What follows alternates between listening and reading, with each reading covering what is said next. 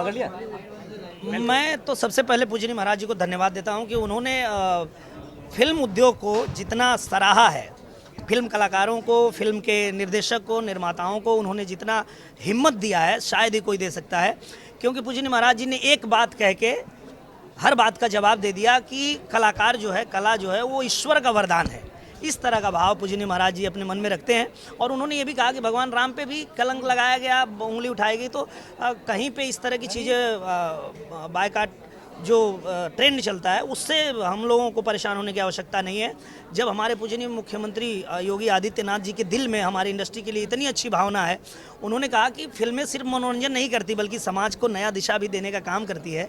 और इसलिए लगातार उत्तर प्रदेश में उन्होंने फिल्म उद्योग को बढ़ावा देने के लिए सुझाव भी दिया, उन्होंने सहयोग भी किया और साधन भी मुहैया कराया। तो इसके लिए पूजनीय महाराज जी को बहुत धन्यवाद देते हैं। पकड़ लिया। मैं तो सबसे पहले पूजनीय महाराज जी को धन्यवाद देता हूं कि उन्होंने फिल्म उद्योग को जितना सराहा है, फिल्म कलाकारों को, फिल्म के निर्देशक को, निर्माताओं को उन्होंने जितना हिम्मत दिया है शायद ही कोई दे सकता है। क्योंकि पूजनीय महाराज जी ने एक बात कह के हर बात का जवाब दे दिया कि कलाकार जो है, कला जो है वो ईश्वर का वरदान है। इस तरह का भाव पूजनीय महाराज जी अपने मन में रखते हैं। और उन्होंने ये भी कहा कि भगवान राम पे भी कलंक लगाया गया, उंगली उठाई गई, तो कहीं पे इस तरह की चीज़ें बायकाट जो ट्रेंड चलता है उससे हम लोगों को परेशान होने की आवश्यकता नहीं है। जब हमारे पूजनीय मुख्यमंत्री योगी आदित्यनाथ जी के दिल में हमारी इंडस्ट्री के लिए इतनी अच्छी भावना है, उन्होंने कहा कि फिल्में सिर्फ मनोरंजन नहीं करती बल्कि समाज को नया दिशा भी देने का काम करती है। और इसलिए लगातार उत्तर प्रदेश में उन्होंने फिल्म उद्योग को बढ़ावा देने के लिए सुझाव भी दिया, उन्होंने सहयोग भी किया और साधन भी मुहैया कराया। तो इसके लिए पूजनीय महाराज जी को बहुत धन्यवाद देते हैं। देखिए, भारतीय जनता पार्टी फासिस्टों की पार्टी है। हम लोग भगत सिंह अंबेडकर को मानने वाले लोग हैं, गांधी और लोहिया को पढ़ने समझने वाले लोग हैं, और हम लोग गांधी, भगत सिंह, लोहिया, अंबेडकर की लाइन पे चलने वाले लोग हैं। ये सत्ता में कुछ दिन के लिए जो हुक्मरान आए हैं, ये ना समझ लें कि पूरा देश इनका है, पूरी दुनिया इनकी है, ये बेच देंगे सबको। भाजपा के स्थानीय सांसद, स्थानीय जिलाध्यक्ष और सांसद निरहू के प्रतिनिधि एकदम साफ तौर पे कह रहे हैं कि ग्रामीणों की जमीनों को नुकसान नहीं होगा, अंतर्राष्ट्रीय एयरपोर्ट बने या ना बने। अच्छा बताइए, तो श्याम सुंदर जी कई बिस्सा रजिस्ट्री कर रहे हैं, निरहुआ जी कई बिगहा यहाँ रजिस्ट्री कर रहे हैं एयरपोर्ट के लिए, किसानों की जमीन पर नहीं बनेगा। तो यार मूर्ख उतना बनाओ जितना काम चल जाए। वो ये कह रहे हैं कि जब तक ग्रामीण नहीं चाहेंगे नहीं बनेगा। हम ग्रामीणों के पक्ष में, वो ग्रामीणों के पक्ष में है तो क्यों नहीं जाके पार्लियामेंट में कहे? उनको पक्ष में है कि नहीं है ये कैसे पता चलेगा?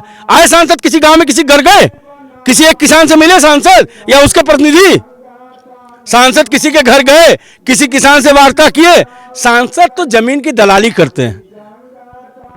और उनके भाई जो बड़ा भाई मनोज तिवारी कहते हैं, वो रोहनिया में फ्लैट बेचते हैं। फ्लैट का कारोबार करने वाले, जमीन का धंधा करने वाले, यार किसान की बात कब से करेंगे वो? मैं बार बार कहता हूं कि सांसद हो गए अलग प्रश्न है, बहुत लोग सांसद हुए, बहुत लोग सांसद होंगे, लेकिन ये जमीन, ये मिट्टी, ये हमारी है। आज बताइए कि आपके दादा ने आपको जमीन, आपके पिताजी को ट्रांसफर किया, आपके पिताजी ने आपको किया, आप कितनी जमीन अपने बच्चों को देंगे? खरीद के लाए हैं, यहाँ का किसान खरीद के ले आया है, अगली पीढ़ी को क्या देगा? पैसा, नोट, रुपया क्या देगा बताइए आप? तो क्या लग रहा है कि सांसद इस मामले में फेल हैं? देखिए, मैं सांसद को नंबर देने वाला व्यक्ति कौन हूं यार, फेल है कि पास है? सांसद जनता की बात नहीं सुन रहे हैं। अगर वो सांसद हैं तो उनको पता होना चाहिए कि ये चंजीत यादव का भी संसदीय क्षेत्र रहा है, ये रामनरेश जी का भी संसदीय क्षेत्र रहा है, ये तमाम रामहर्ष यादव जी का संसदीय क्षेत्र रहा है, ये अल्लामा शिबली नुमानी का इलाका है, महापंडित राहुल सांकृतान यहाँ पैदा हुए हैं, तो ये जो है अयोध्या सिंह हरियोल यहाँ पैदा हुए हैं। तो कम से कम आजमगढ़ की जो इतिहास है, आजमगढ़ का जो भूगोल है, यहाँ रामकृष्ण यादव जी सांसद रहे हैं, पार्लियामेंट में आवाज़ गूंजती थी, पूरा आजमगढ़ नहीं पूरा पूर्वांचल, पूरा देश सुनता था। चंजीत यादव जी पार्लियामेंट में आजमगढ़ की समस्याओं को लेकर बोलते थे, पूरा देश सुनता था। आज ये क्या बोल रहे हैं? धरना को संबोधित करने वाले लोग, धरना को समर्थन देने वाले लोग अगर ऐसे ही सांसद को कभी दलाल कहें, कभी नचनिया कहें, तो कैसे आपसे बात करेंगे? पहली चीज़ तो ये है कि किस दलाल को दलाल कहा जाएगा, नचनिया को नचनिया कहा जाएगा। अगर आप नचनिया हैं, नाचते हैं, तो नचनिया कहा जाएगा। अगर आपको नचनिया कहने में आपको लगता है कि शर्म लगती है तो नहीं नाचना चाहिए। दलाली छोड़ दीजिए। आपको दलाली नहीं करना चाहिए। आप अगर शर्म लगता है दलाली करने में तो दलाली छोड़ दीजिए।